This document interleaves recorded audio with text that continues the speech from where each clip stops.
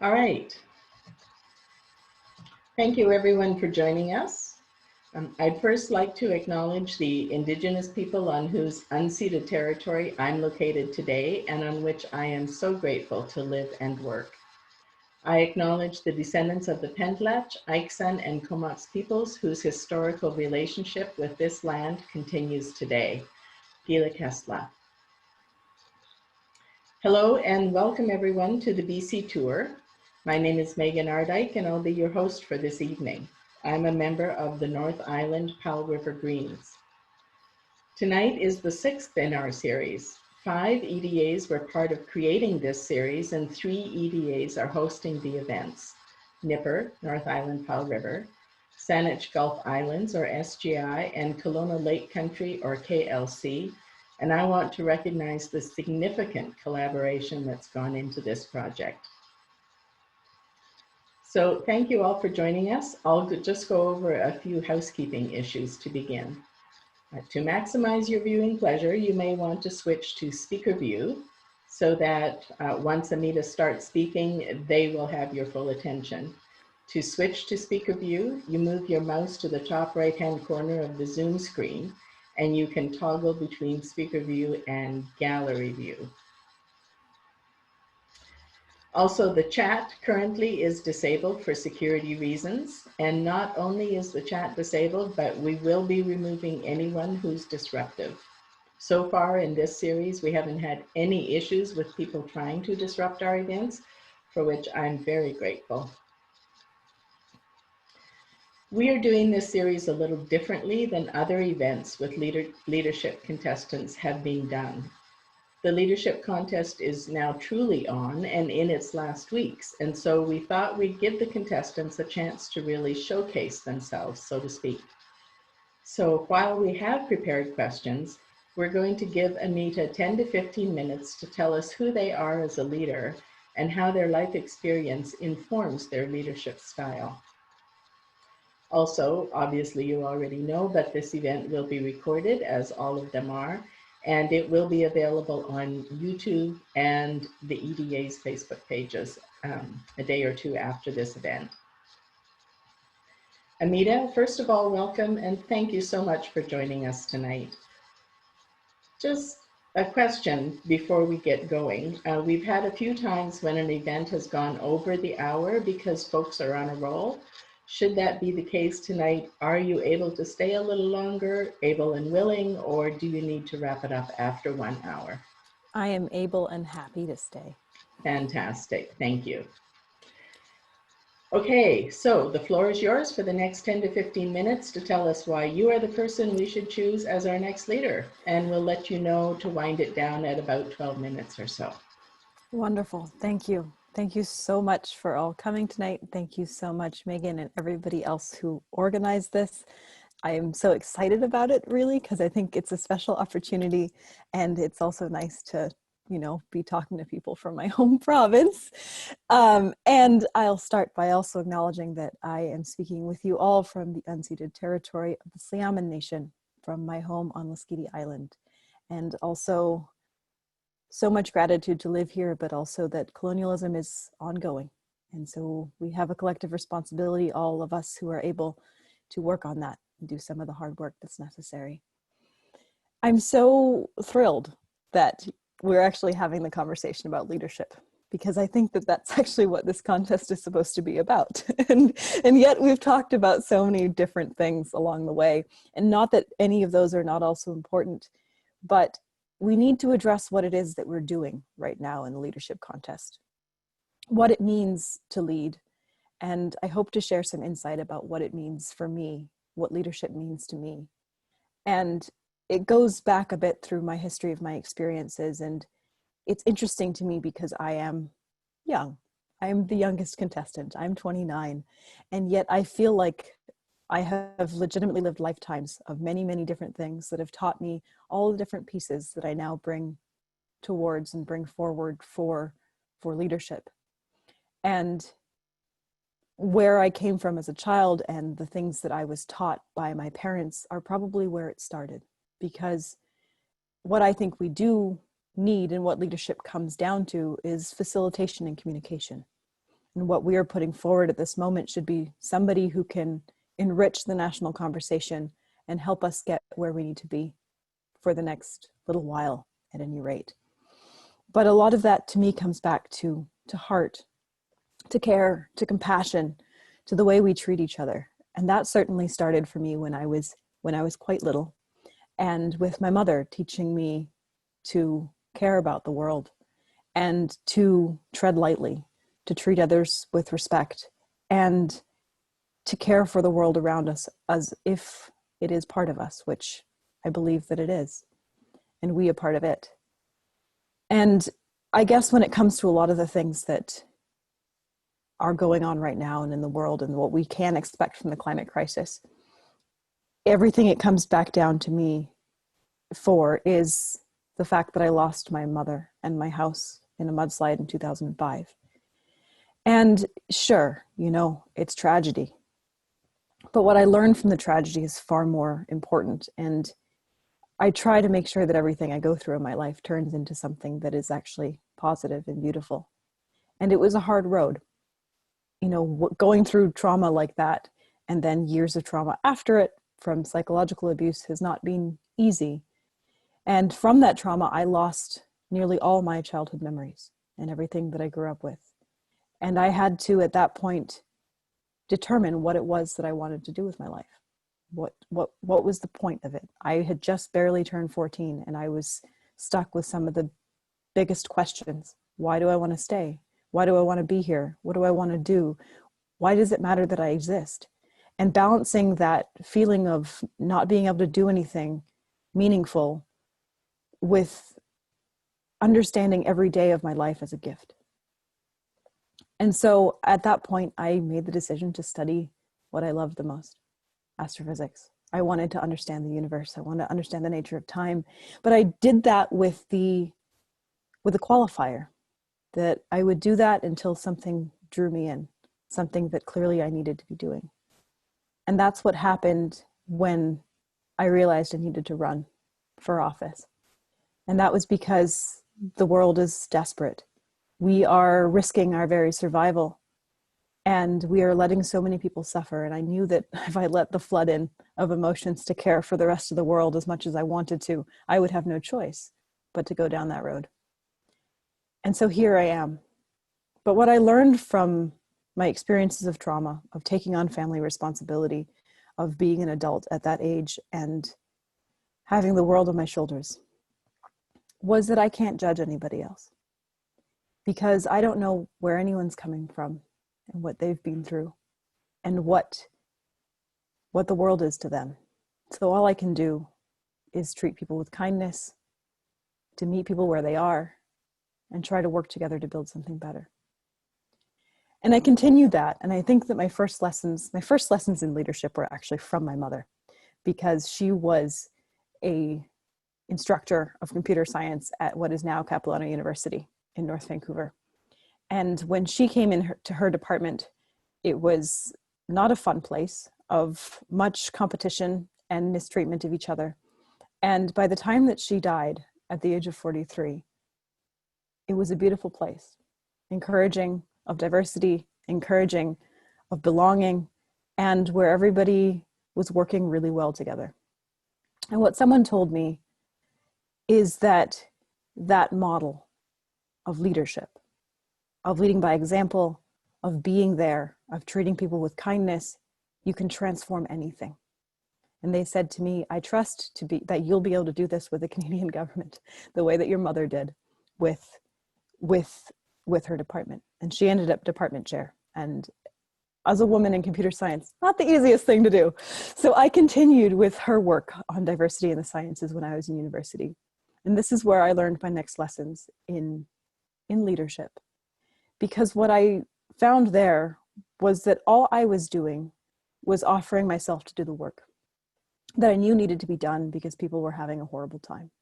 They weren't welcome, they were excluded, they were hurt, and the systems, much like the systems of our society reflected into academia, were harmful, keeping people out and not allowing us to be everything that we could be.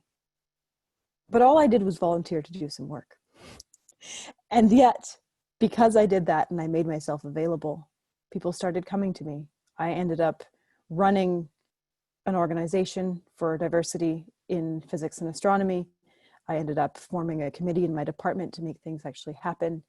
And I found that what made me a leader was because people needed me and people put their trust in me, and that I delivered on what it was that they were seeking. But it was not because I decided to lead, but because somebody else decided for me that my leadership was necessary. And from that, I also learned other things, both from working in diversity, but also by working in science, about what it is to communicate and communicate complex ideas.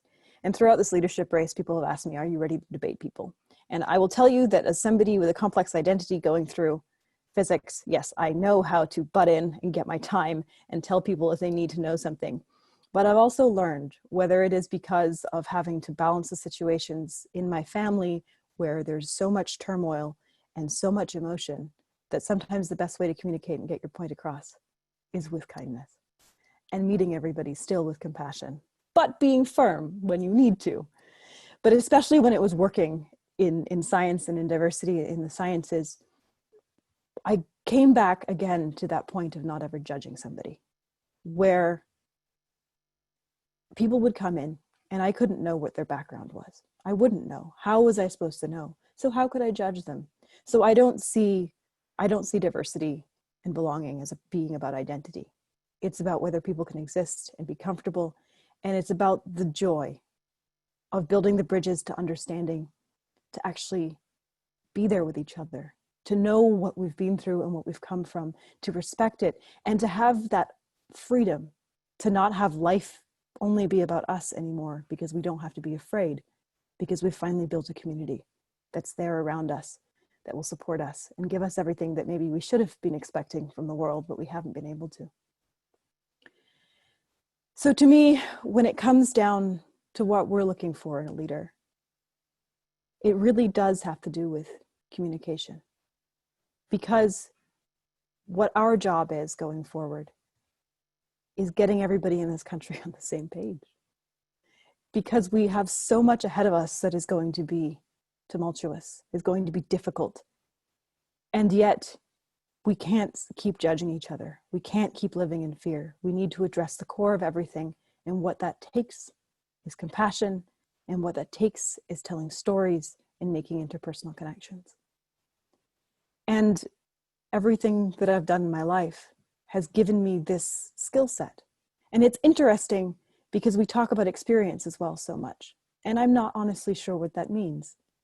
Because again, I try not to judge people, so I don't know. Everybody has such a rich variety of experiences that informs who they are. And we need to be open to that and respecting of that in every opportunity. So in the end, I'm here because I have to be. Because it is necessary that I do what I'm doing to have a livable planet in the future.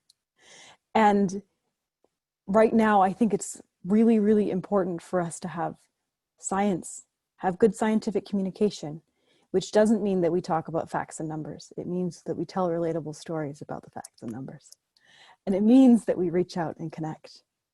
And it's interesting too, that I look back across everything and having learned diplomacy in the weirdest of places, but that's also what we need. And at this very moment, it is communication, it is lived experience, and it is heart that we need to inject into the national conversation to make sure that we're building this country together. And I think right now everyone brings so much forward. And it's interesting to look back across the things that I've gone through that have defined what leadership means to me. Because leadership is about empowering others.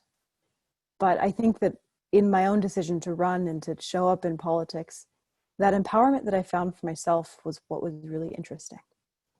Because it was basically a decision that I just wouldn't take it anymore, that I wouldn't accept the world for what it is, and I wouldn't believe anybody who ever told me that something was impossible. And maybe that trait lasted from before. Maybe that's always been there, that I decided to do the impossible things from when I was really little. I decided to be a French immersion student when I was having to redo kindergarten because I got bullied in Waldorf. I chose to learn the violin instead of the piano, even though we had two pianos at home. And over again, I pushed myself at every opportunity, and it is perseverance that has gotten me here. But it is also that I hold nobody to having anything being impossible before them, but rather the systems that have caused us to be held back and be told that we are incapable of things. So right now, with all that and with all those things, I look back at the recent things as well. I want to make sure that the work that I've started in diversity and inclusion, I get to continue in the Green Party with that openness.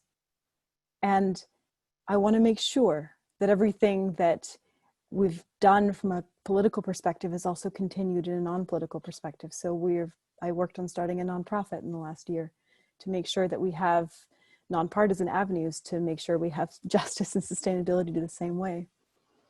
But this is the perseverance, this is the philosophy that I want to bring to the party about what it means to lift people up, what it means to not give people empowerment, because to me that isn't actually empowerment, but helping people actually along the road to becoming empowered on their own, to embracing our abilities for change. And fundamentally, something that we have never drifted from in this campaign is the idea of balance. And that's what I think will be our greatest strength going forward, is the voice of reason, the voice of compassion, and the voice of balance. And to me, balance doesn't mean listening to all the different ideas and then finding the middle. Balance means making sure you bring everyone's perspectives in. It's about what true consensus is about. It's about making sure that every single person is respected and listened to, and that in there, you actually can find common ground, even though it's not always easy to do so.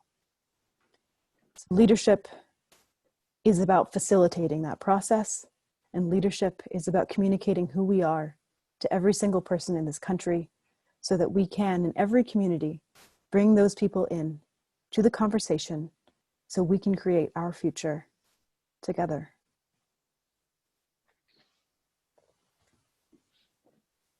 That's wonderful, Amita. Thank you so much. One of the things that I really liked out of what you just said is, and this is not how you said it, but the idea that you can do amazing things as long as you just don't even know it's impossible, or no one has told you it's impossible, and so you go ahead and do it. And I like that attitude and that spirit. So thank you. At this point, we'd like to open up the chat for questions from attendees, and I will just go ahead and do that. So the chat is now available. We have quite a few people on the call, so limit yourself to 1 or 2 questions. But while we're waiting for people to start putting questions in the chat, Amita, if I could just ask you this question to get us going. What has surprised you the most in this leadership contest? Either in a good way or a bad way, but what has surprised you the most? Oh, so it's a good thing. I have to be honest, I didn't have the best time running in 2019. I think it was a struggle that I now see reflected across the country, and for a lot of candidates and ridings, we didn't get much support. So it was also about perseverance and team building, and dealing with, hate and prejudice is not fun. But what has surprised me the most is the fact that we have such an amazing community in our team. It is a beautiful space that I don't even really fully have the words to describe how nice it is. It's like having a family I never expected to have again. And that sort of trust, the sort of movement that we have within the team is what I want to reflect across the party. But and maybe it was that I was too pessimistic at the outset of this, that I wasn't expecting it to be possible, but I'm so overjoyed at it, because it's not like we don't disagree about some things. It's not like we don't have tough things to work on together, but the space that we've actually created is one where everybody is there because they're believed in and because they belong, and that we trust each other, and we work through, we discuss things, anytime it comes up. And it's about distributed governance in a way as well, where we check in with each other. We don't rule by authority, and it's a beautiful space. And to have that beautiful space exist in politics is amazing and surprising. That's great. And I assume you're talking about your particular campaign team, not the leadership contestants team? Yes, I'm talking about my particular campaign team. Yeah, that's wonderful. Do you feel that those qualities or those ideals that you are experiencing, which is such a rich experience for you, do you feel that within this leadership contest as a whole, that perspective or that approach has been valued throughout the leadership contest? I'm not sure. It certainly means a lot to me, and honestly, I try not to take credit for it, because I think it was a lot of work that the team did as a whole, and not just me, but there's certainly is an intention behind it. And I think the interesting part is that sort of environment is actually really difficult to have. So I think it's something that a lot of people want and a lot of people strive for. And maybe that's why I'm so surprised, is because I know it's so hard to build environments like that. And having run organizations and worked in different positions before, it's really tough to maintain that sort of space. And so I think that there is an appreciation for that sort of structure, that sort of way of working with each other, but I'm not sure how well it's gone really overall. And I would say that's because it's actually really difficult to maintain. Yeah, especially in a political environment, perhaps, where it's so antithetical to collaboration and trust. Okay, thank you very much. So we're going to have Harold Hummel and Susan Short alternate with questions from the chat. And so Harold, why don't you go ahead with the first question, and I'll just encourage people to put more questions in the chat. We're going to have Amita for this night, and let's take advantage of it. Go ahead, Harold. Hey, thanks, Megan. Yeah, we have a question from Lawrence Taylor, and he says, what is your plan for the first 100 days as the Greens leader?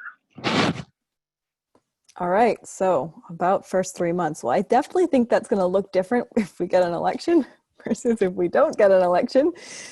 But I would say that probably regardless, the biggest thing to do is actually getting us ready for an election. And that means making sure that we have the organization on the ground that's necessary. That's making sure that we have a cohesive messaging structure at the top, and it's also making sure that we have a platform ready. My other priorities would be immediately getting on the same page as caucus and doing everything I possibly can to promote their amazing work, because they're doing great things and we do not hear about it enough. And I think that for the rest of the country that isn't in our green bubble, that's who they think about when they think the Green Party. So we should be supporting that as much as possible. And then also making sure that we get our work underway in terms of decolonization for our own structures, and making sure that this party becomes a safe space for every single person, so that we can grow with strength.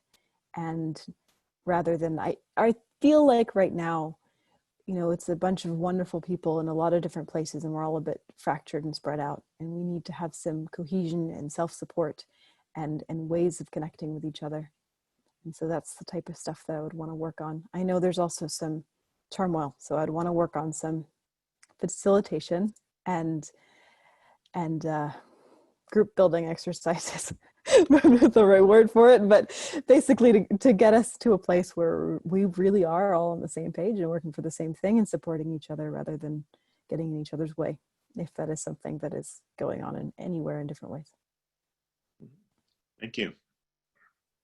And so it may be very important that you have been having this wonderful experience with your own team and how to build safe spaces, because I think that is something the Green Party has a challenge with right now.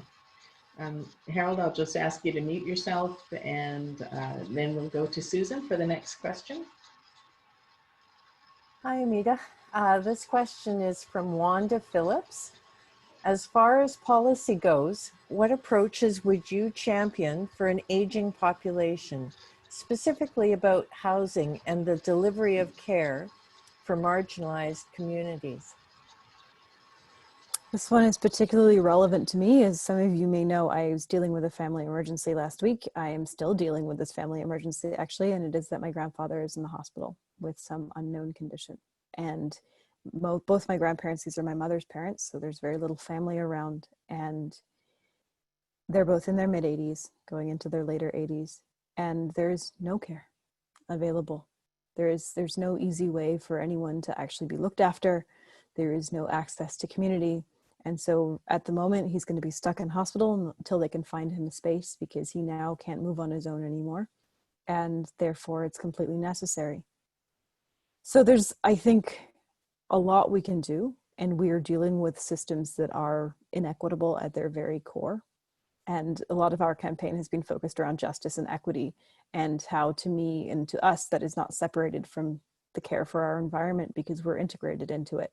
And so everything works together. And when people have the ability to live good lives, they then have the time and the space to be able to care for things beyond that, that are directly influencing them. So I think that we have a lot, there's kind of some immediate things we can do in terms of promoting access to care, making sure that we're not under for-profit models for care, but there are larger issues of community building that we have to look back to.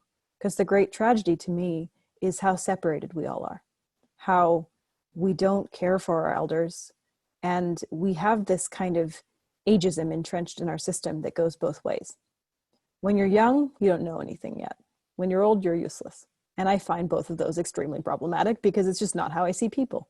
Every single person deserves dignity, deserves respect, has value for their very existence. And we have so much to learn from the people who are older in our society. And yet we don't have that opportunity, because we just box them away and say, that's that then. Which is because I think we have the society centered around productivity. And when you're not productive the way our current economy would like you to be, then we don't see value in you. And yet we have to get back to the systems where we are also supporting the ways that we develop community, so people are not alone. So it isn't just about putting people in homes, but also having access to other people, to the good things in life and each other, and care. And so I think, housing is definitely a big piece of this, but so is healthcare. And both of them right now are completely lacking. And we have to kind of look at I would take a holistic view, saying we have to look at access to housing in general, and then kind of make sure that this includes elders. And then for health, it's complicated, of course, because it's provincial, but I think the federal government has a responsibility to make sure that we are delivering a certain minimum standard of care. And there are a lot of populations that are getting left out of all those conversations, and it would be a really good place for the Greens to be part of bringing those back in. And so it's marginalized communities of many, many kinds, and also elders for sure. But integrating conversations about housing, overall health, mental health, community building, and immediate access to elder care. Thanks for that. And just as a follow-up to that, can you comment on specifically those kinds of issues for the gay, lesbian, and trans community? Because there is really no reflection of that community in our elder care system, such as it is. So you could comment a bit on that. Yeah, absolutely. It's a great tragedy. And I think as a young queer and trans person, it's clear that there's a generation that's erased and uncared for. And you're dealing with, heteronormativity and cisnormativity, but also the idea of kind of the type of living environment and community building that's necessary for safety. And that would be, to me, there's always intersections of identity and levels of privilege. And so you get some combination, but no level of tick boxes and anyone trying to calculate anything will ever tell you what your experience is like or what you need. And so I that's another reason I lean away from focusing on identity directly, because it doesn't actually give a picture of what somebody's experience is. And I think right now, if you are, if you're elderly and you are part of any marginalized community, you're dealing with a lot more. And it's sad, and that too needs to be looked at from a safety standpoint, but the community building cannot be ignored, because we may talk about community building when it has to do with just our general communities and local spaces, and that's really important because we need that connection, but it also means culturally having cultural community spaces. And there was a lot of suffering that is often ignored about the older queer and trans community, that somebody from where I stand has a lot of respect and for it, and also appreciation for what has been gone through, but it's often just forgotten. Absolutely. Okay, thank you. Harold, is there another question in the chat? And I'll just encourage people again to put your questions in. We do have questions we can go to if there aren't more, but Harold, is there something else? Yes, absolutely. Okay. I have a question from Jack Sam. Amita, if the New Brunswick election results are a sign of how elections will go during this pandemic, the GPC might not get a significant amount of seats next election. Well, let's hope that's not true, but he says, which ones of your climate action strategies, tactics, do you feel are going to be the easiest to implement while not having a lot of seats? It's a great question. And I would say that what is implementable, depending on the amount of leverage you have and the number of seats you have, also depends on who's working on it and the types of arguments that you can actually make and the types of ways that you find out how to work with each other. So I think that in general, you might get a different answer for this. And I think before talking about some in particular, I would say that we do kind of have this issue right now with pandemic elections, and any government who's in place gets an extra bump because of distrustability of response and people not wanting to do anything during a pandemic. And all that serves to do is reinforce the lack of participation that we already have, and the fact that people are disillusioned with politics. And right now people don't see, overall, even without the pandemic, don't see politics as an avenue for change. And that's something that we fundamentally have to change. And our greatest strength is going to come from getting all those people in that currently are not participating at all. And finally, I would say, taking over the government for the people again, and having representative democracy instead of whatever it is that we're trying to do right now. So there's a couple different things, and we're dealing with this issue as well in terms of climate action, that all the parties now have climate action plans. And because of the kind of low level of public literacy, not everybody can tell that some of them are just garbage and will not accomplish anything. And I had the great honor of being at COP25, the UN Climate Change Conference in December, and I saw firsthand how most countries with large fossil fuel projects, either at home or abroad, are basically using non-existent carbon markets to be able to offset them. So when, for instance, our government is like, yeah, we can do this, we have the room in our carbon budget, they're not lying. They're telling their truth based on their understanding of international carbon markets. But the problem is there aren't the carbon sequestration projects to balance off everyone's things. And apparently nobody's really paying attention to that. It's because it's all trying to use an economic system that isn't going to actually work with the actual planet. So that's a big issue. But what we're coming up against is trying to tweak people's, when you have like less seats and you're working behind the scenes, you're trying to work on things and tweak people's plans as they already exist.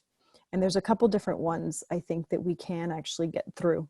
And one of them is literal preparedness. And that's why I think the idea of resiliency and preparedness has been core to the campaign that we've been running as well, because we're all going to be facing the realities of the climate crisis, even if we don't agree on the ways to do something about it.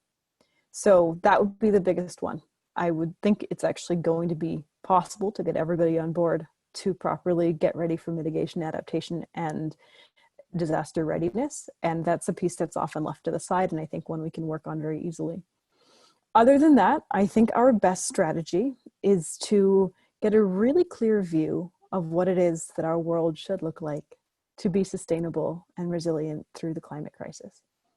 So what is it? What are the ways that we actually think will work well? What economies will function?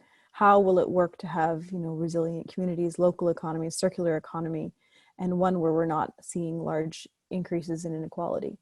And then when we have that, look at the types of things that are going to allow that to flourish, and then sneak those plans into everybody else's plans. Because I think our best hope is to have a really clear view of the future and then convince everybody that that vision is a great one to get on board with, and not need to have to tell them that it actually accidentally also solves all our climate change problems. So it's finding ways to convince people that the right thing to do for climate is also the right thing to do for other things. And saying, yeah, you can take the credit. It's a good idea, isn't it?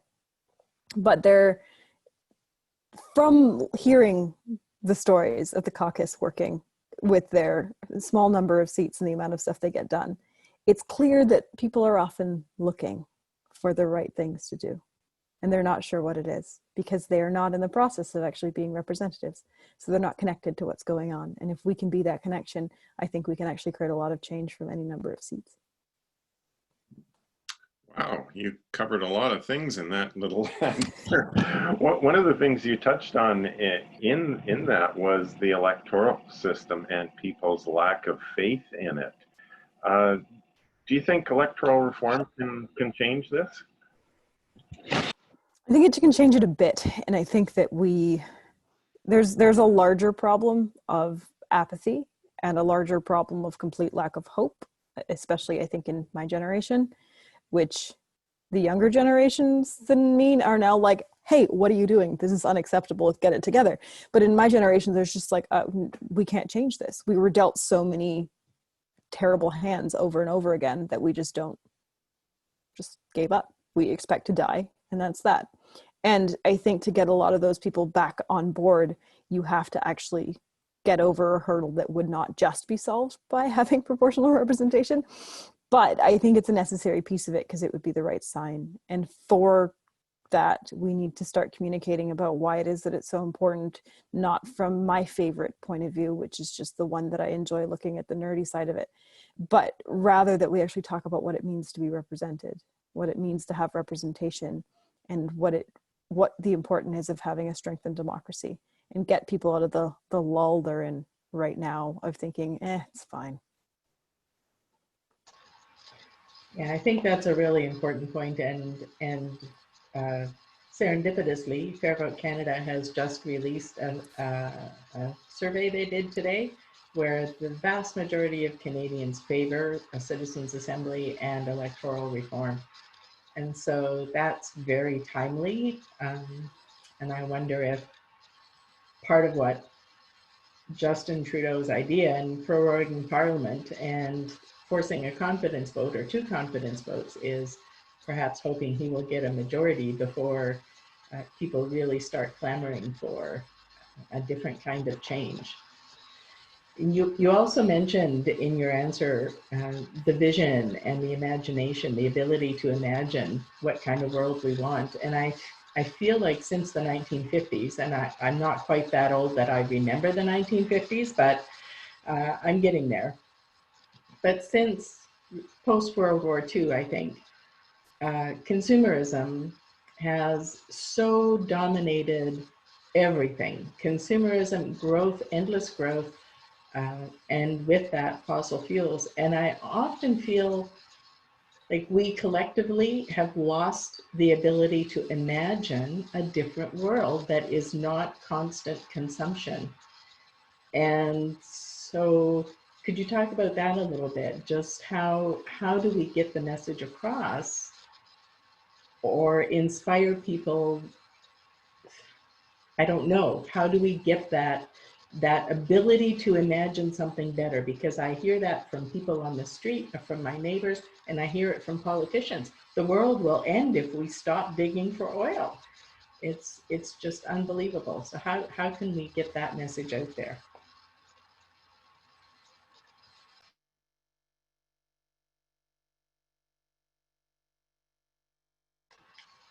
Okay. Thank you. Sorry, I muted myself to take a drink and then I couldn't unmute myself. So. Okay. Thank you. Yes, and I think that actually that's the other topic that I should mention in terms of leadership. It's about dreaming. And we've lost this ability to collectively dream. And we've, in the campaign, made a bunch of Star Trek references pretty continuously. And this is because of that concept of having a future that we actually want to achieve. And a very important piece of that is imagination.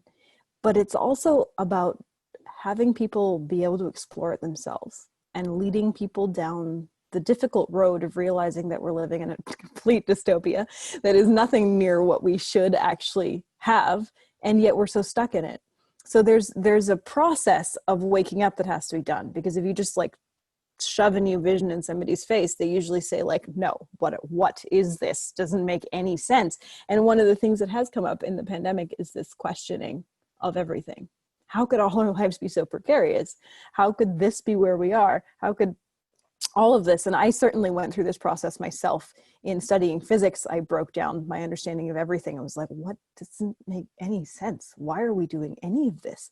The potential that we have for life, of what we could actually be living, the ways that we could actually be living. And I don't like to use the word enjoying, but really flourishing in our lives on this planet is immense. And yet we're nowhere near that. So we do have to do a couple things. I think help people walk down that road of questioning and then of dreaming.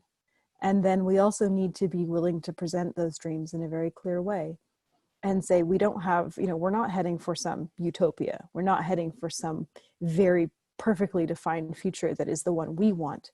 It's this invitation to join the space of thought, of hope, of coming up with a different version of reality, but also the ability to help people down that path and then structure it as well. So have the ability to turn dreams into policy and also start that process. And there's kind of different pieces of it. There's the questioning, and then there is just the bit where we try to have that cultural dreaming happen again. And I think that it's different depending on what people's lives have been like, because I think for a lot of us, everything has turned so much to survival. And when you're in that, you tend not to look forward at the possibilities, because sometimes they can feel depressing if you feel trapped.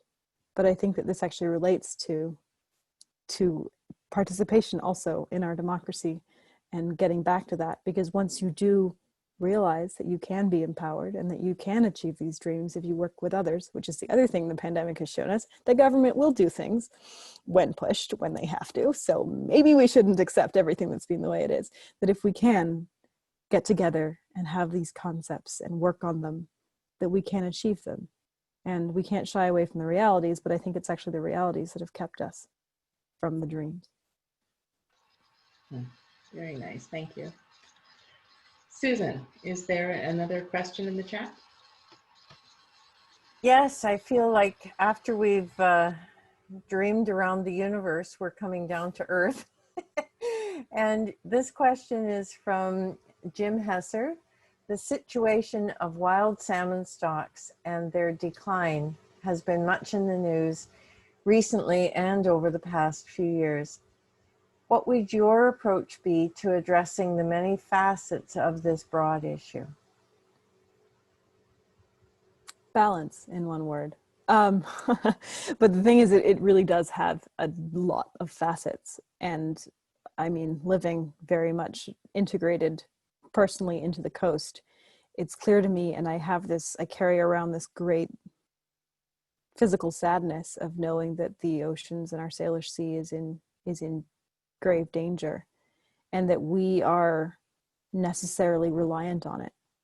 So I think the biggest thing that we have to work on doing is breaking the concept apart that everybody has that the way that our economy runs, especially with the way that we use our oceans and the way that we allow pollution to occur, is actually positive or something that can last a long time.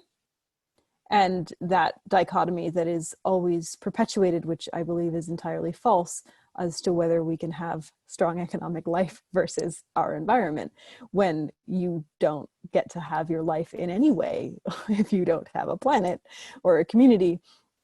And I think what we're seeing with wild salmon, there are the fish farms that we clearly need to end open net fish farming. We need to deal with pollution in this area. We need to, have a much better understanding of ocean conservation. But, that leaves to the side all the questions of kind of basic life, pollution, shipping, and all the things that go on anyway in this area. And the fact that there are so many more pieces too of conservation, especially for salmon, whether it be with all the watersheds or kind of things outside of our control of where the salmon go and spend a lot of their year. And what we see with a lot of species is that they are indicators of the health of a lot more. So I think that we do have to approach every piece of it, but in a way that's integrated with everything else. And when it comes to anything like salmon, which are an indicator of overall ecosystemic health, it's a good example to work with people because they will find something to latch on to care about. But we're the ones that have to weave all the pieces together and also work on all the different fronts at once. So as a follow-up to that, given that the oceans are warming and the salmon are under threat from that itself, should we bother trying to get open net fish farms out of the ocean? I guess as a scientist, what are your thoughts about how much time there is in terms of the warming ocean to preserve salmon or orcas or so many of the species that are there? I won't give up on anyone, I think is what that comes down to, because we are looking at some of the worst case scenarios of everything. But that doesn't mean that everything isn't interrelated already. And everything that we do that is increasing pollution, we have to stop. And any methods that we're using that are unsustainable, we need to stop because it's all part of one larger ecosystem. So the ocean warming is a part of it, the ocean acidification is part of it, the plastic pollution is another, all the other forms of pollution, noise pollution, all of this. And it comes down to me to the concept of, I think, the only way that we survive. The only way that we survive is through our concept of ecological wisdom and through the understanding that we are innately connected to the world around us. And to survive anything that comes our way, we need to develop a codependent resilience with it all, which means that we take responsibility for everything that we're currently doing that is damaging. We cut it out, and then we figure out how to actually live our lives in a way that we can exist and be beneficial and actually enjoy the benefits of the world around us, rather than this extractive and paradigm, and rather than the idea of, wealth accumulation, but back to the idea of life. And in that comes the respect for every other living creature. And how we get there and how people are convinced of that, well, that's a different story. Thank you. Okay, Harold, is there something else in the chat? Yes, we're going to go from water to the air. What are your thoughts on the 5G issue, Amita? Complex. I could talk about that for an entire hour. So I am not going to talk about it for an entire hour, but I will say there's a lot of ridiculousness with 5G and a lot of concerns that we're just not talking about, and they have to do with data privacy, they have to do with corporate control, and they just have to do with what sort of technology you find a good idea to actually promote or use ever. And from a tech policy standpoint, there's a lot of kind of holes and things that we need to work on. And we do not have a very good regulatory framework in terms of pretty much anything. But definitely when it comes to technology, and certainly when it comes to wireless technology, we do not have a good regulatory framework. So we need to get that. And that will end up determining how we can use and can actually have certain technologies and how we can't. And with the idea being that we need ethical use of technology and technology that actually serves us. And right now, that's not where we are. We have technology that serves, corporations, economy, and somebody else's needs. So in terms of the details of the actual risks versus what isn't actually a risk with 5G, it's complex because there's a little bit of everything in there, and everything's pretty muddled up when I see it. But from a point of view of a physicist, there are concerns, but there are things that we can manage. But that leads us to the much broader question of intelligent regulation for safety and just good sense when it comes to technology. Okay, thank you. So to follow up on that a little bit, as a physicist, do you feel that there are health concerns connected with 5G that we need to be addressing, or is that one of the things that is being overblown or, overblown? I would say yes to the overblown, but more that it's convoluted. So it's a complicated issue of kind of the amount of kind of any sort of electromagnetic radiation that one has. We have a lot in our natural environment, and there's a lot of misinformation about what certain things mean, and therefore any real concerns often get lost. The thing is, there are limits to safe exposure, and it has to do with intensity, it has to do with frequency, and it's just not part of the discussion that needs to be happening. And that's why I mentioned regulation, because basically the conversation exists over here with a whole bunch of stuff added to it and a misunderstanding of a lot of the science. And then you have your very legitimate concerns, which are getting ignored because the corporations and government and the actual concerns are caught up in a lot of the misinformation. But we currently just don't, and there have good regulations on exposure. And so we don't, like towers that are going up and but the thing is, it isn't specific to 5G. It's kind of related to a lot of other things as well that we have, wireless technology, et cetera. But generally the technology itself can be fine. And so the idea that like on its own, it has a fundamental problem isn't entirely true, but your application and your use of it has to be good. And so you can have problems. So that's kind of where the complication gets in there, and how we need an approach that can actually sift out the things that are getting in the way of the real conversation, which is happening and has happened in other places in the world where they do have much better regulation for placement of towers, et cetera. Okay, and so that brings me to a related issue, which is COVID has demonstrated fundamental inequities in internet access, because people are suddenly working from home, having to school from home, and rural communities, Indigenous communities, poor people, poor communities just don't have access. So do you see access to the internet as a human rights issue, given what we've experienced with COVID? And how does that connect to how could we safely deliver that technology in ways that do look after people's health, sort of in the way you were talking about 5G? I completely see it as a human rights issue, and I saw it as a human rights issue before we had COVID. Took me a while on this island to get good internet, and it's still really, really not cheap. So I see it as and so I would be in the rural classification of having issues there.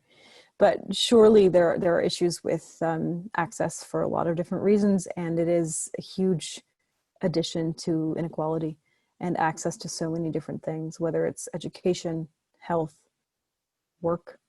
And I know that there's the work of the First Nations Technology Council on, connecting Indigenous communities, and there's just no access in a lot of places as well. So it's something that we need to deal with. And I think that right now, our technologies for internet access are not going to come anywhere near the problems that we need to deal with in terms of wireless tech. And in general, most of the stuff that we have for wireless tech is also fine. We just have a massive problem of regulating stuff. So we're dealing with safety in a number of different ways for technology that would be pretty well fixed if we had a real system. Excellent, thank you. Susan, is there another question? Yes, there is. This is from Wanda Phillips, who asks, what are your thoughts on our northern sovereignty and the fragile ecosystem that is failing and changing the North? It's complicated, really complicated. So, I mean, we are seeing massive permafrost melt. We're seeing the sea ice melting at worst case scenario levels, and we're dealing with world powers that are already planning to use it as a trade route. So what do we do? So the first, I think, is to actually help with the ecosystems and the people who live in the North, and give people the ability to prepare and get ready for what's coming, what is already happening, and protect ways of life as much as possible, and make sure that there are sustainable ways of life up there. And at the heart of it, I think, is also decolonization and respect for Indigenous rights and sovereignty. And when we are going to be dealing with world powers vying for access to the Arctic, this is another moment where we need to really dig into that. The idea of Indigenous rights and sovereignty, working with facilitating conversations across the Arctic to other countries, but also with other Indigenous nations that are not particularly not in what we say is Canada. And there's other, this is just a continuation of other problems, right? We see the Arctic melting. This is immediately horribly impacting people. But what are people planning to do? Shipping. They're planning military and shipping. So just things that are going to make the problem worse. So we need to kind of have a tactical plan for this on the one hand, but the other is to just full on be like, this is absurd. Because all we're doing is furthering this trajectory towards destruction. And if we do this right in a non-hypocritical sort of way, especially with Indigenous rights, given our entire history, then we are going to be in a good place to facilitate that conversation. And this also involves finding a much better way to work with Russia. Oh, well, now there's another hour's topic. Wow, I was not expecting that line. Yeah, somehow, but we can go in that direction. How sooner or later, globally, countries are going to have to come together to deal with a global crisis. And I mean, there isn't going to be a choice at some point. And so how do you see national identities continuing to exist? Can they even continue to exist, given we're going to have mass refugee migration because of food and water shortages, or land just becoming unlivable, or any of the post-apocalyptic disasters that could befall us? But given that Russia and China are seemingly unconcerned with developing positive relationships, how truly could Canada negotiate those waters, literally those Arctic waters, but how could we negotiate those waters? So I just had this shot of fear, because there's so many different horrifying scenarios of where we go. And I think that looking at borders as a colonial construct is one thing, and understanding that, colonialism has wreaked havoc across the entire planet, and the way that it's set up and structured is not sensible and seeks to divide rather than to unite. And also people wanting sovereignty, for instance, and a lot of the things that come up, especially with Taiwan and Hong Kong, and others. It is, again, it's about borders and colonialism in some ways, but it's more about community and freedom. And the other way is also true, right? You're saying, well, I have these borders and I don't believe them, but it's that I do want my community and my sovereignty and my rights, which I think is what we need to be making sure that we protect going forward. But what I'm actually really afraid of is yes, there's a kind of a globalist aspect necessarily to our future. But my worry is that having a global crisis like that will not bring us together, and that will instead, people will go back into their fears and cut off their borders and allow everyone else to suffer because of self-interest. So that comes down to what it is that we need to do, because we clearly need global leadership. We need to make sure that we get everybody onto the same page. But we have to do it in a way that we aren't, maybe this is a funny thing to say as a Green, where we're not playing politics the way everybody else does. We need to do international collaboration differently, just as much as we try to do politics differently at home, in that we can't compromise our values and the things that we believe in and the well-being of every single person, animal, and plant around the world. And this is where, you know, my perspective as an astrophysicist always comes in. This is one family on this planet, and we are stuck with each other no matter what. So we kind of can hold the key to that diplomatic future. We work with each other, but I don't think it's a matter of compromise to deal with it. It's a matter of honesty. It's a matter of showing up, and it's a matter of carrying the truth. So what I think goes on the international stage, everybody's a politician. And that's what I saw at the UN, hearing the statements from the leaders of Pacific Island nations, or the representatives to the UN, of people who are right now set to lose everything, telling their stories in the face of countries that are just playing politics with each other. And it was horrifying in a way, because it just sets it into you. But that's what I noticed for everybody else. What they were doing is they weren't actually negotiating internationally about anything. They were playing politics at home. And that's what we have the potential to break, is that mindset, is to show up on the national stage, given the power that we do have. Even though we're a small country, we have leverage because of the organizations that we're in and kind of how we're trusted. And we have our own stuff to deal with at home, so we're not being hypocritical, for sure. But we can show up and tell the truth on an international stage and stop politicking the same way. And I think there will be people to meet us there. And that is our hope. And it's with working with all the other countries that are dealing with this in a dire manner, without trying to politic, without trying to control the way that other powers do.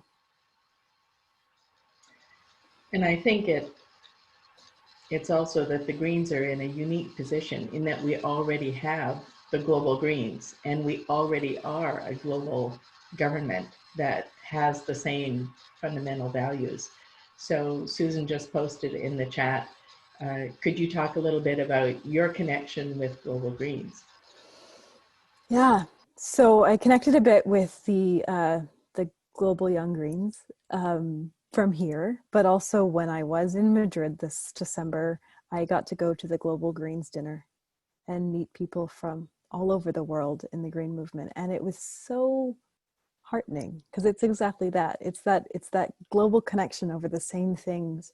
It's about having similar principles, but also the similar disdain for the system, if that makes sense, that you're like, oh yeah, okay, there's more of us.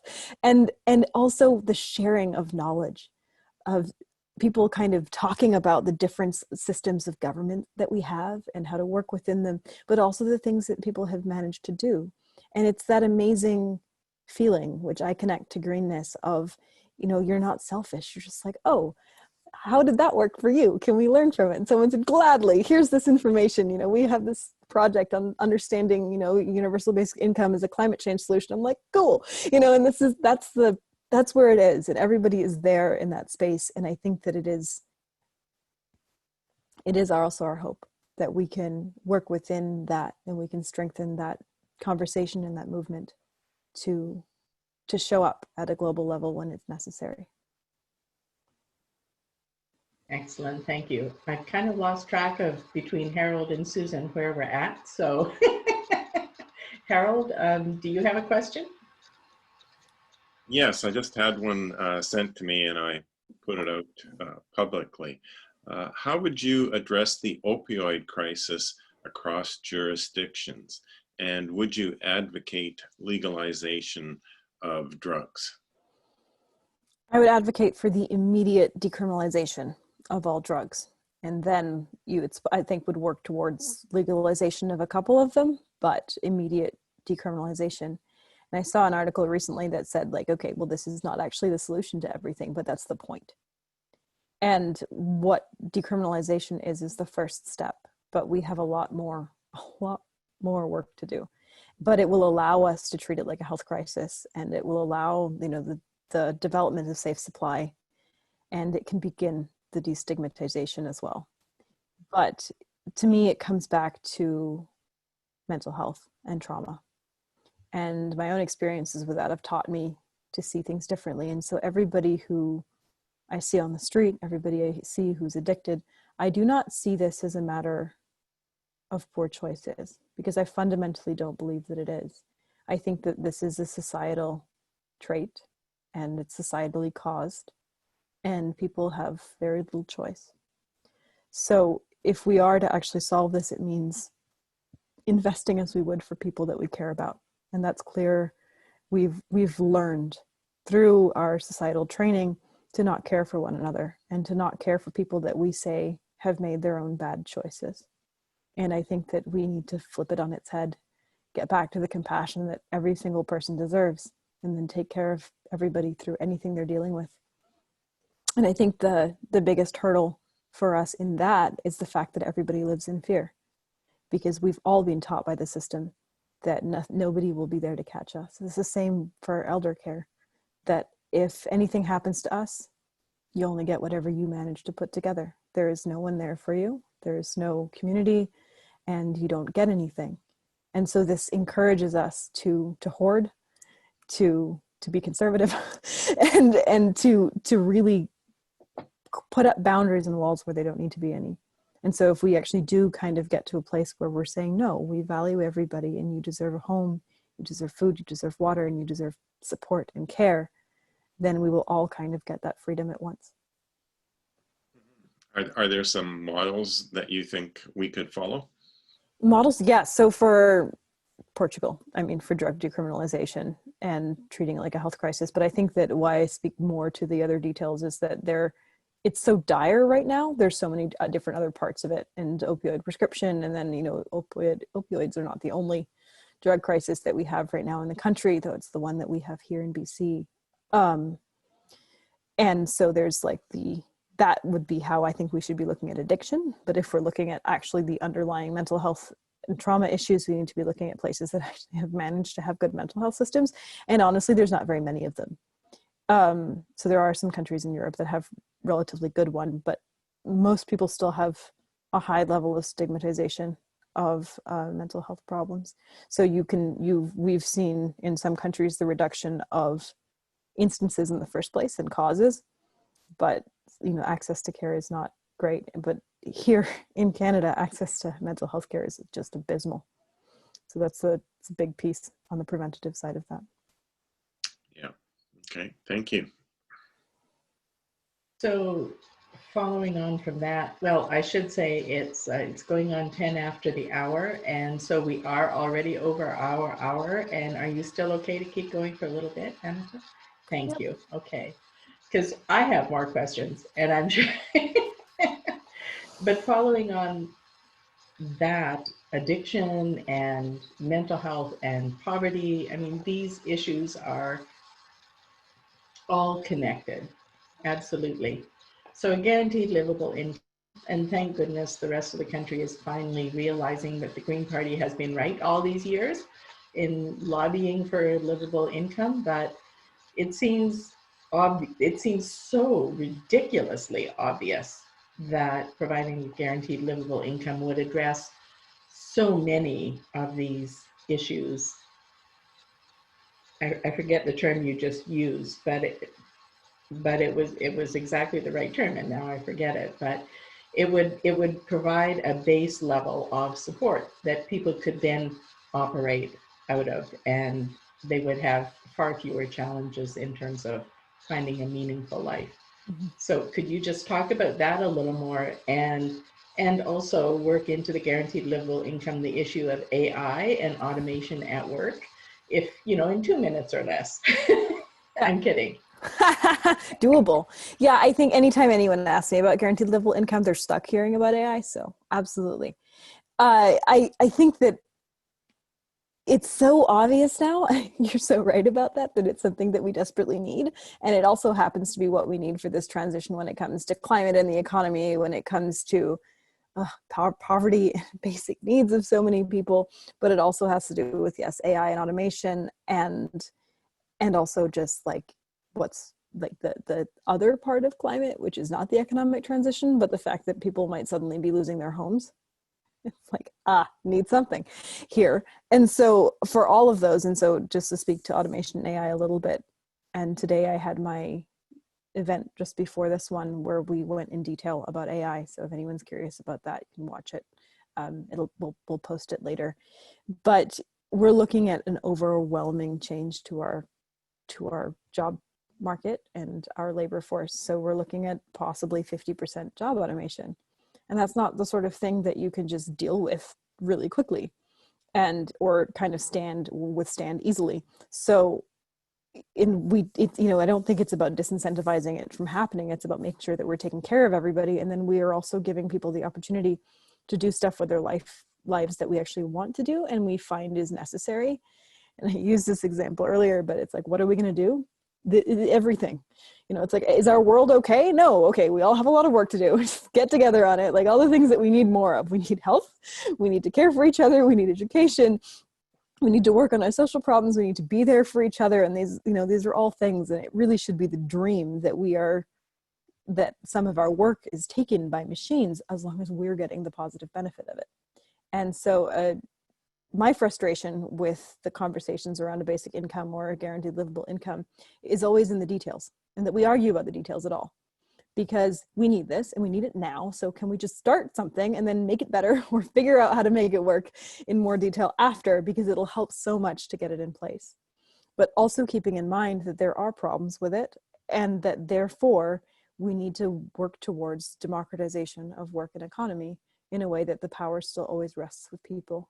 And we are the people who determine what our world is and what our future is like. So you're not making any sort of power or wealth more uneven for it. But I kind of am just an advocate for getting something in place as soon as possible and then working with it. Because I fundamentally believe in guaranteeing everybody livable amounts of supports. But there's kind of multiple ways to go about doing that. And our goal should always be making everyone's lives easier. Never taking something away that is currently helping, but making sure that we're always advancing that. And I'm glad everybody's on board for it now, because we need it kind of already. Okay, Susan, is there another question? You're muted. Well, a very brief one. It's, where does the money come from to make all these changes? Easily. We right now spend a huge amount of money on things that do not benefit the majority of us, like fossil fuel subsidies, like industry and corporate subsidies. And from an economic standpoint, even though I do not really believe that GDP is the most useful thing we could be measuring, the idea that putting money into those organizations is actually getting us anywhere, I think is fundamentally flawed. And it is shown that you get regular economic strength by giving the money to the people who have to spend it. So it has to go into things that we need for everyday life.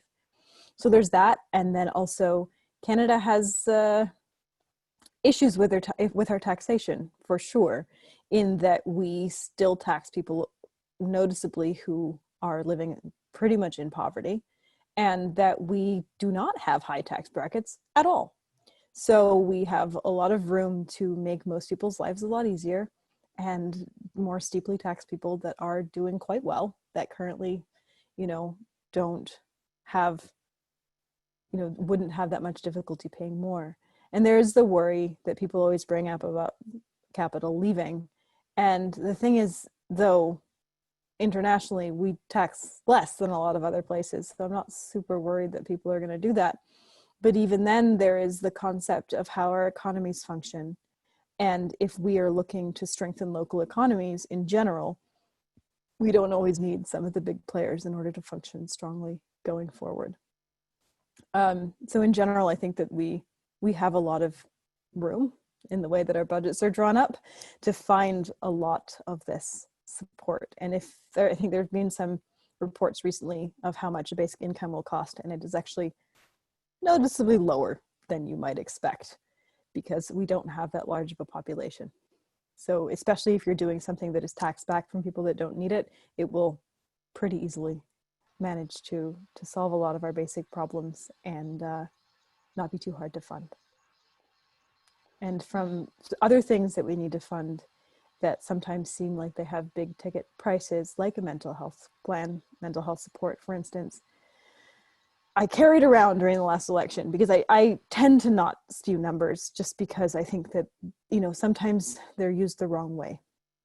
People use them to make a point, so they're always sound a particular way rather than talking about what they mean in detail, or they're used to make people sound smart and trustworthy when they're not. And so I'm just like, let's just talk about the idea. But I carried around a sheet about mental health because it basically showed how much it would support our economy if we had a fully funded and accessible mental health care system. Because it turns out if people are doing well, they're actually more productive. And even though I don't fundamentally believe we should be judging people and having value based on their productivity, that is true. So if our population is healthy, for instance, it does actually help the economy and anything like that. So whether it's any sort of health, we want to make sure like dental care and mental health care and every part of us is part of the way that we understand health. That, along with education, really does still pay off, even if you're looking at economic models like the ones that we use now. Yes, and that connects to people saying, well, with the CERB, for example, well, as long as CERB is out there, people are going to be too lazy to go back to work. They won't go back to work. And of course, the work that these employers want people to go back to is low wages, no benefits, gig economy, precarious jobs. And yeah, they want to force people to work in those situations. And it just seems like a guaranteed livable income would give people choices where they wouldn't have. It would fundamentally change the entire face of our economic system, I think, because employers wouldn't be able to rely on desperate people or immigrants or students or women to work for lousy wages and no benefits. So that leads to perhaps what will be the last question. You've been very generous with your time. So the last question is, COVID has, of course, revealed a lot of the precarity of people's work, but it has impacted women in more ways than men. And in talking about the recovery from COVID, the economic recovery, invariably, including from Catherine McKenna, who is a feminist, she talks about men's jobs, infrastructure jobs that primarily employ men. And women are essentially left out of that conversation, even though many of the jobs that have been lost are jobs that are staffed primarily by women. So could you talk about how can we ensure that women are looked after in an economic recovery? It's a very important thing, and I think it gets to a couple more fundamental problems. And one thing with the CERB that it's just so ridiculous to say people don't want to work, and it's like, well, yeah, this is barely paying our rent, so that's not good, is it? So you see how much our survival has been tied to that in the first place. But we also have the problem of small businesses not being able to afford to pay their employees, and we should be supporting them as well, because I think that would be an economic strength. But I think there's a couple things that are connected here. One is the idea of full cost accounting and knowing the impact of everything that we do. But also in that, looking at the amount of invisible labor that has been done historically been done by women for forever, that is part of our systemic inequity to do with gender. And I think we've gotten to a point that this is something that comes from my time working in gender diversity in physics, where I would hear so much like, we've solved the problem, people are considered equal now, so everything's fine. And it irritated me so much because I felt like it actually made the problem worse. Because the fact that people were in denial about how much inequity there still was reinforcing the inequity that existed because nobody was willing to take the problem seriously. And I think fundamentally, a lot of that comes down to something that I struggle with myself, which is the imposition of the binary and the idea that as long as we're stuck with that concept defining the way that people think about each other, inequity is going to be reinforced. And every single person needs to be valued for who they are, and doesn't matter what your gender is. You should be compensated the same for the amount of work you do.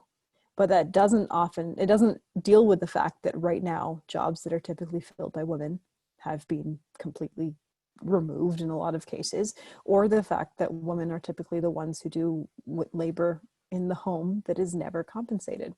So surely a guaranteed livable income will help with some of that, but I think that we have to fundamentally keep challenging the idea of gender in our society and how far we are from treating people with equity.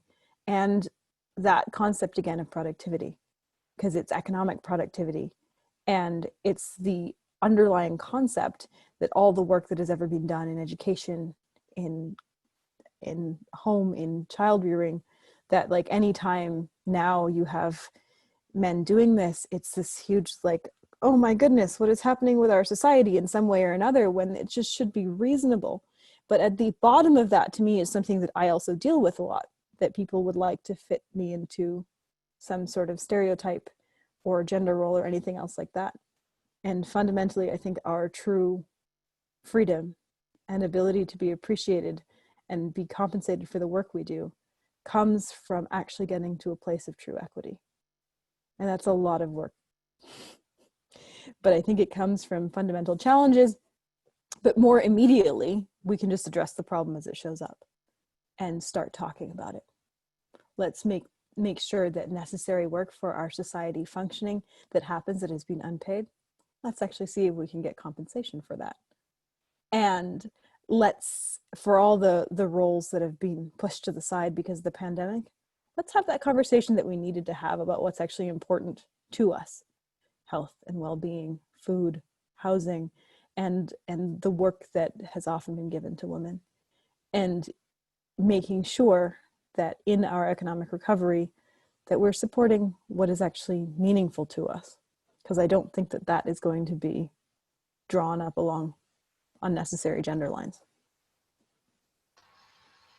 Yeah, absolutely. Sounds like a good place to call it to a close. Do you want to take a couple of minutes and make a closing statement, Amita, or do you feel Sure. like... I'd be Okay. happy to. I'll try to be short because I just go into philosophical rants if everybody leaves me to Go for myself.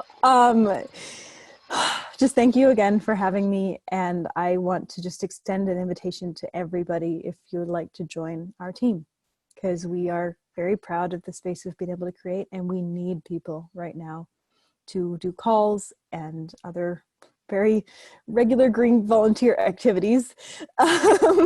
We've been doing flyer drops in a COVID safe way where we can.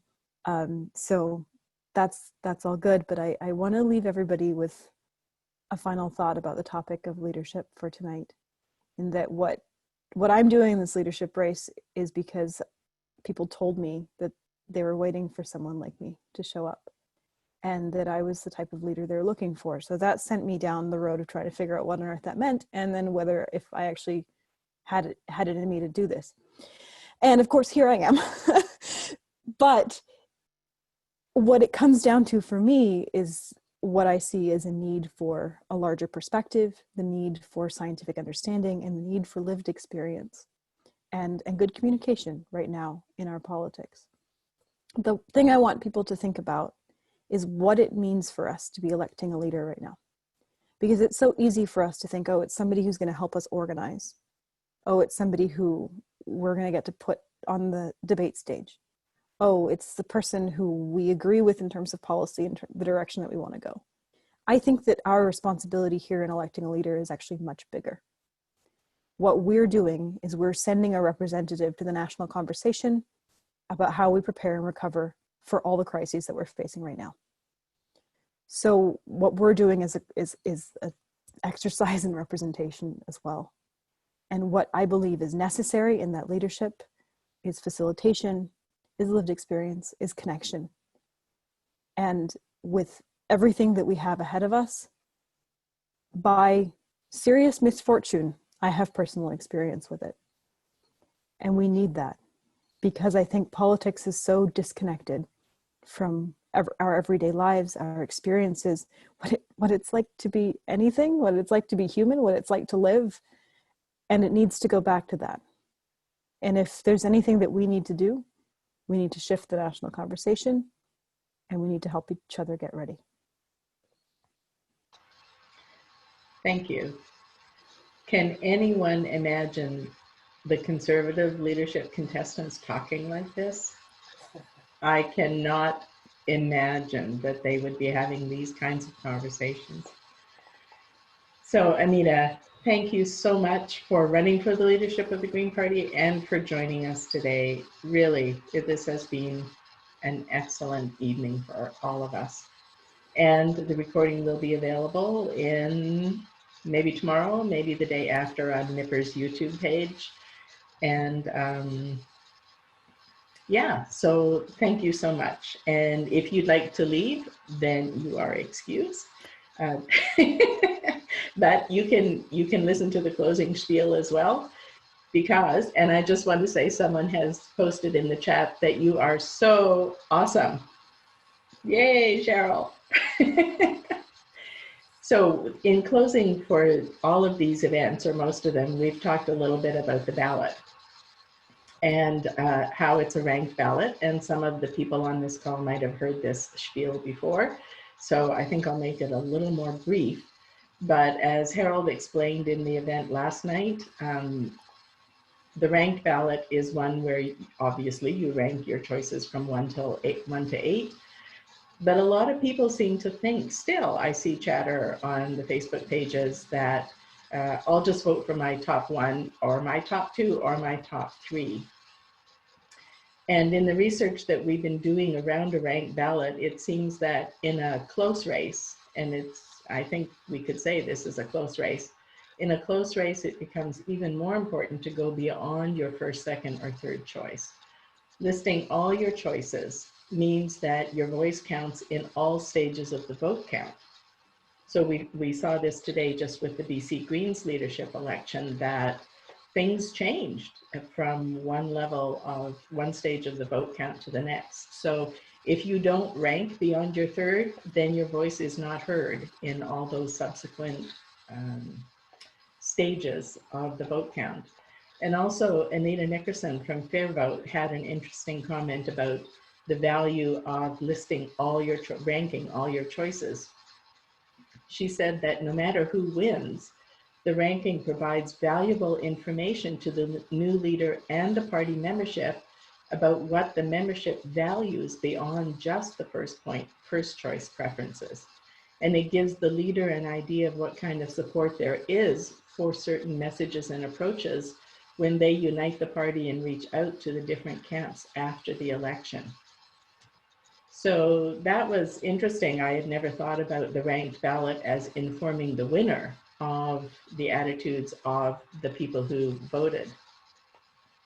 So just to sum that up, so ranking all your choices ensures that your voice is heard at every stage of the vote count, and it provides really valuable information. So that's it for us. We're just over an hour and a half. And again, Amita, thank you so much. It's been really wonderful. And thank you to all the people who joined us tonight. Just to put a little plug in for our next event is going to be with Andrew West on Wednesday, the 16th. And this time he'll be hosted by Travis Ashley from Kelowna Lake Country. So again, thank you everybody and have a great night. And thank you, Amita. Thank you so much. Good night. Bye.